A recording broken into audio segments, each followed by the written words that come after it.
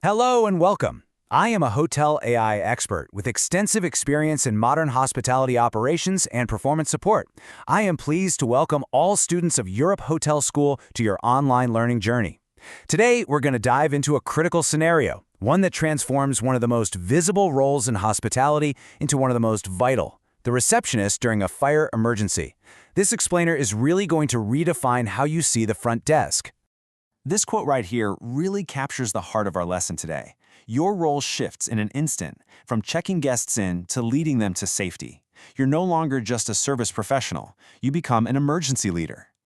Just imagine it for a second. That piercing sound of the fire alarm cuts right through the calm of the lobby. Every single eye turns to you at the front desk. All your training, your composure, your leadership, it all comes down to this one moment. So the question is, are you ready? So, let's break down this critical event piece by piece. We'll start with the very first signal of danger, then move into the command and control you'll need to exert. We'll talk about your role as the communication hub, how you'll coordinate the response, and finally, what happens in the aftermath and why readiness is absolutely key. Okay, so it all begins here.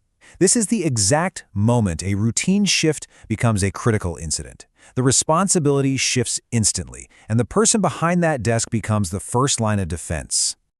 In that instant, the front desk becomes the operational brain of the entire hotel. All information, fire panel alarms, panicked calls from guests, alerts from staff, it all flows directly to you. Your job is to make sense of all these signals in real time.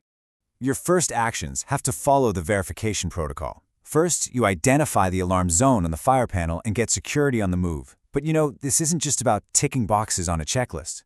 You have to assess the urgency. Do you see smoke? Are guests already panicking? This is where your training kicks in, giving you the confidence to balance procedure with your own judgment and, most importantly, to act decisively. So once that threat is confirmed, the verification phase is over and command begins. Now it's time for swift, authoritative action. This is absolutely critical to understand. In a life-threatening situation, there is no time to call your manager.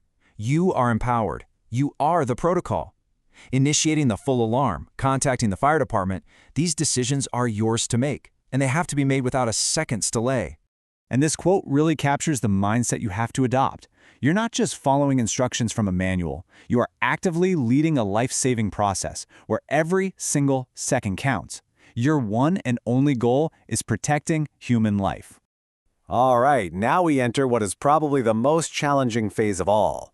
The alarm is active, people are moving, and you can feel the fear setting in. Right now, you are the central communication hub, and your voice is the most powerful tool you have. Over that PA system, your voice can either incite panic or inspire calm. Your tone has to be steady and confident. The language you use? Simple and direct, no jargon. You need to clearly state the evacuation routes, providing both reassurance and authority. Believe me, a rushed, fearful announcement will only make the chaos worse. Okay, your first challenge is the phone. It's going to be ringing off the hook with scared, confused guests. You'll need real emotional intelligence to calm their fears while giving them firm, clear instructions on how to evacuate. This is where empathy and authority have to work together perfectly. At the exact same time, your lobby is filling up with evacuating guests, and they're all going to be looking to you, trying to get information. So your second challenge is to manage this crowd, to keep those evacuation routes clear, and to direct everyone calmly but firmly toward the assembly area outside. And then there's the third challenge, assertiveness. In their panic, you'll have guests who try to run back to their rooms for a passport or a laptop. You have to stand firm and prevent them from re-entering.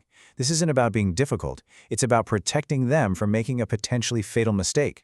Your authority in that moment is a form of protection. So, with the evacuation underway, your role shifts yet again. Now, you are the critical information link, making sure that internal teams and, of course, external emergency services have the precise information they need to do their jobs effectively. When the fire brigade arrives, your information handover is absolutely critical. And this isn't just a general summary. We're talking about specific life-saving data. The exact location of the fire, the total guest occupancy, any reports you've had of trapped individuals, any known hazards, and of course, how they can get access. Your clarity here saves precious minutes. Now, once the immediate danger has passed, Your role is far from over. This final phase covers everything, from managing the immediate aftermath to ensuring you're ready for any future incident. Once everyone is safe, you transition from commander to caregiver. Your guests, they're disoriented, they're scared, maybe even in shock.